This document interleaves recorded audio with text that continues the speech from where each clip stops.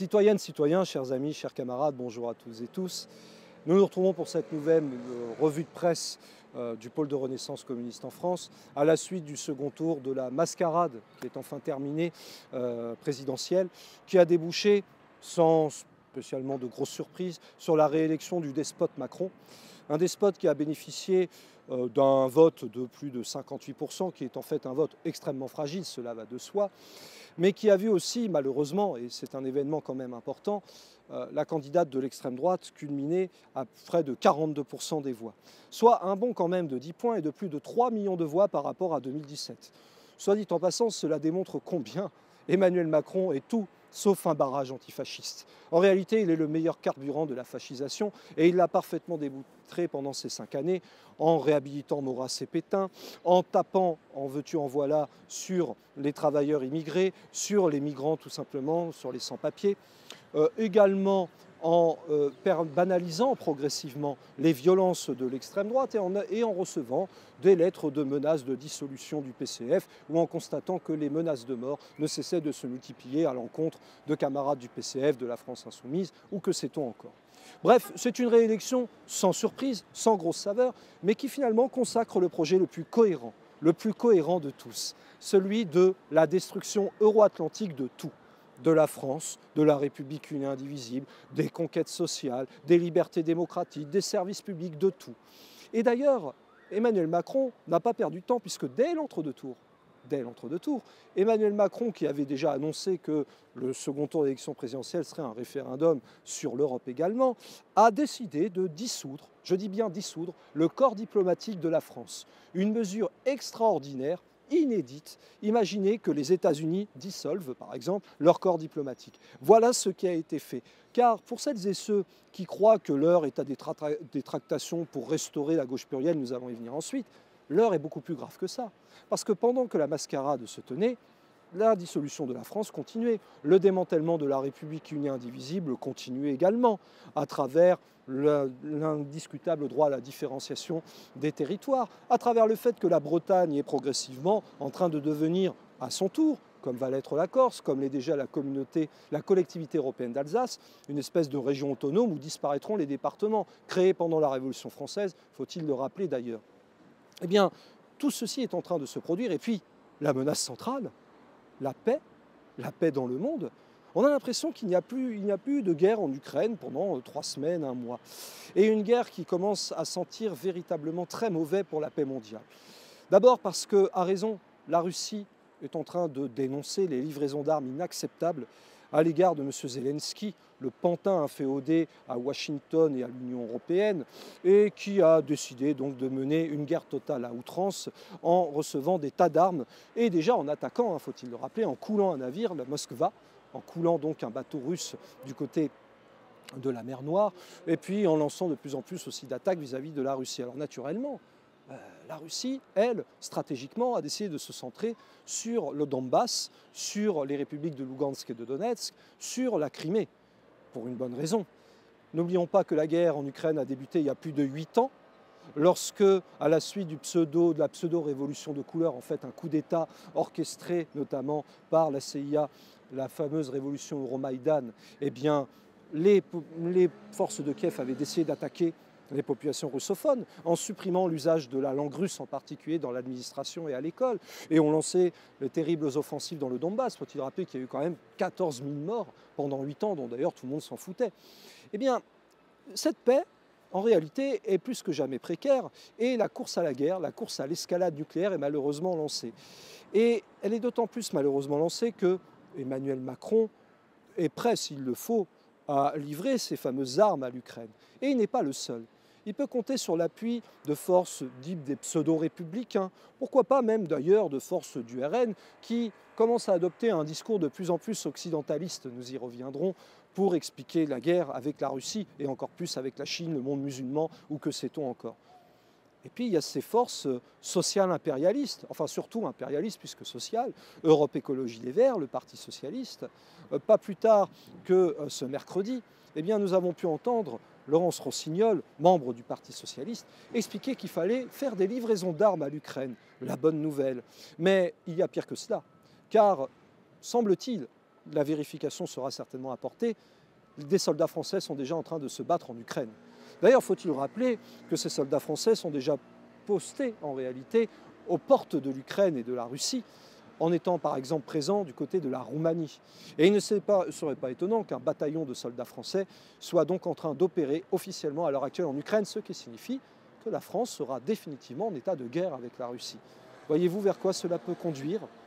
Or, a-t-on entendu parler, ne serait-ce qu'une seule seconde, de tous ces éléments-là dans la campagne présidentielle? Pratiquement pas. Ah si, pour expliquer qu'en fait, il y avait le tyran Poutine, homme qui d'ailleurs au demeurant est loin d'être adorable et peut même être franchement détestable, en n'oubliant pas que c'est un anticommuniste lui aussi, et que le principal parti d'opposition en Russie, le Parti communiste de la Fédération de Russie, a été victime de la répression poutinienne lorsqu'en septembre dernier, elle avait remporté, par exemple, les élections à Moscou. Curieusement d'ailleurs, aucun amoureux de la liberté en France n'a pris fait et cause pour le PCFR, préférant soutenir le corrompu oligarque Alexei Navalny. Mais une fois que nous avons dit ceci, que constatons-nous? Qu'on n'a pratiquement pas parlé de ça, et pire parce que là c'est la conséquence des élections pour la présidentielle. Vous avez pu constater que les législatives sont déjà en ligne de mire, que déjà Éric Zemmour appelle à l'union des droites dures en réalité, c'est-à-dire le faux Rassemblement national qui ne veut sortir ni de l'euro, ni de l'UE, ni de l'OTAN, ni même de l'espace Schengen pour appliquer sa politique migratoire xénophobe, et même pas d'ailleurs du capitalisme, et ça c'est assez logique. Dupont-Aignan, naturellement, Zemmour, évidemment, eh bien cette union des droites tente de se reconstituer en essayant d'attirer à elle les tendances LR de type Ciotti ou Wauquiez. Bon, vous avez le bloc macroniste, je l'ai dit, le plus cohérent, très euro-atlantique, vassalisation absolue vis-à-vis de Francfort, de Bruxelles, de Berlin et de Washington, sans véritable surprise. Et puis, vous avez le fameux bloc populaire que Jean-Luc Mélenchon est en train de mettre en place. Alléchant comme ceci. Mais en creusant un petit peu, et cela s'est vu très rapidement, on peut constater que ce n'est que malheureusement un retour de la gauche plurienne. Car le 15 avril dernier, 3 lettres ont été envoyées, l'une au NPA, la deuxième au PCF et la troisième à Europe Écologie Les Verts pour trouver un accord de gouvernement, un accord électoral aussi. Et quelle surprise ou pas que de découvrir qu'en ce mercredi 27 avril viennent de s'achever les discussions entre la France insoumise, en l'occurrence Manuel Bompard, et le Parti socialiste, qui est en train d'être remis en scène par la France insoumise. Et il faut bien entendre ce qu'ont dit les négociateurs Manuel Bompard et Pierre Jouvet pour le Parti socialiste à ce sujet, en expliquant qu'il n'y avait aucun point insurmontable dans les ententes. Aucun point insurmontable. Mais qu'est-ce que cela signifie? Que définitivement la France restera ancrée dans l'ordre de Bruxelles, de Berlin et de Francfort, qu'il n'y aura pas de sortie de l'Union européenne, de toute façon de cela Jean-Luc Mélenchon en a déjà parlé, que potentiellement on pourra aller vers une véritable livraison d'armes à l'Ukraine, que l'idée de sortir de l'OTAN sera relayée aux calendes grecques. De quoi parle-t-on? Voyez-vous, ce genre d'alliance électoraliste, à propos de laquelle Le Monde expliquait que même Lionel Jospin s'est posé en tant qu'entremetteur entre les membres de l'Union populaire, en tout cas les dirigeants de l'Union populaire créée par Jean-Luc Mélenchon, et puis le Parti socialiste, Europe Écologie Les Verts, etc., eh bien, condamne incontestablement au désastre, et puis, disons-le clairement, à la trahison. Parce que, faut-il rappeler que parmi les ouvriers qui ont voté, puisqu'un tiers s'est abstenu au premier tour, plus de 35% d'ouvriers et d'employés ont voté pour Marine Le Pen, faussement patriotique, faussement populaire, naturellement. Et c'est comme ça que nous allons repartir à la conquête des travailleurs, des ouvriers, des employés, de tous ceux qui sont matraqués, gazés et exploités d'ailleurs tous les jours. C'est comme cela.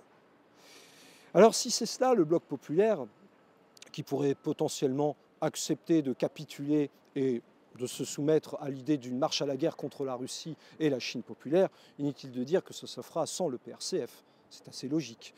Dans l'immédiat, nous appelons les communistes du PCF, qui là aussi, faut-il le préciser, en ce qui concerne Yann Brossa et Fabien Roussel, naturellement appellent au dialogue avec le Parti socialiste, avec Europe Écologie Les Verts, enfin bon, comme d'habitude, bref, à la soumission totale à l'ordre euro-atlantique.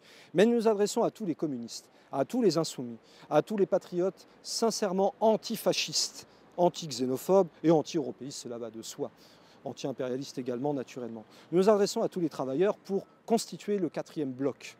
Parce qu'il n'y a pas 3 mais 4 blocs. Le 4e bloc qui peut émerger et qui doit émerger, c'est celui de l'alternative rouge et tricolore, celui de la conquête de la souveraineté nationale et populaire pleine et entière, pour une véritable émancipation de toutes les forces de soumission qui existent.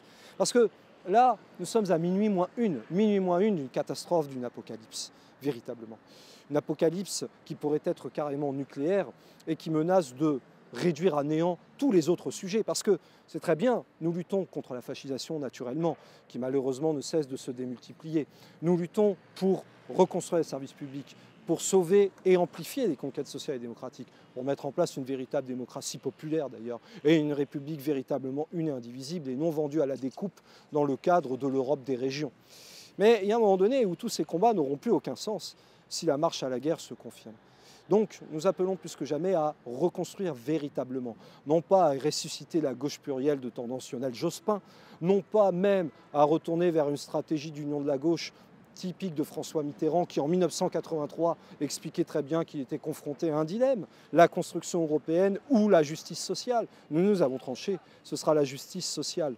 Le Frexit est la condition centrale pour pouvoir aboutir à cette justice sociale. Le Frexit doit être progressiste et c'est ce que nous, PRCF, appelons de nos vœux pour qu'émerge une véritable alternative rouge et tricolore. La sortie de l'euro, de l'UE, de l'OTAN et du capitalisme doit constituer un objectif central. Et c'est d'autant plus urgent que, de toute façon, la Macronie a déjà préparé son plan de guerre en promettant, à peine élu, de passer à la retraite à 64 voire 65 ans, si besoin, à travers le 49-3 antidémocratique, dont la Macronie s'est parfaitement servie déjà depuis un certain temps, et dont d'ailleurs le Parti socialiste, quand il était au pouvoir avec François Hollande et Manuel Valls, s'est également servi pour faire avaliser la loi anti-travail et la loi chômage, qui était la loi El Khomri, Valls-Macron, déjà ministre de l'économie à l'époque, ne l'oublions pas. Plus que jamais, les camarades, il est temps de rejoindre une formation qui milite véritablement pour la construction d'un vrai parti communiste qui assume le marxisme-léninisme et qui mènera le combat dont nous avons parlé, plutôt que d'aller croupir tel un Tsipras ou un Jospin dans les arrangements électoralistes qui ne pourront que écœurer encore plus des travailleurs qui, faut-il le rappeler, se sont abstenus à plus de 28%, sans compter les votes blancs et nuls, car la réalité, c'est que le pays est en train de devenir ingouvernable, comme nous ne cessons de le dire depuis des mois, et que la tempête sociale et politique, tôt ou tard, surgira. Il n'y a plus désormais que deux camps. Soit l'ordre euro-atlantique avec ses nuances complètement réactionnaires, xénophobes ou pseudo-social-démocrates, soit l'alternative rouge tricolore pour la reconquête de la souveraineté nationale pleine et entière, pour pouvoir véritablement aller vers les nouveaux jours heureux, nom du programme du PRCF depuis au moins 2011, dont nous avons urgemment besoin. Le combat continue, camarades.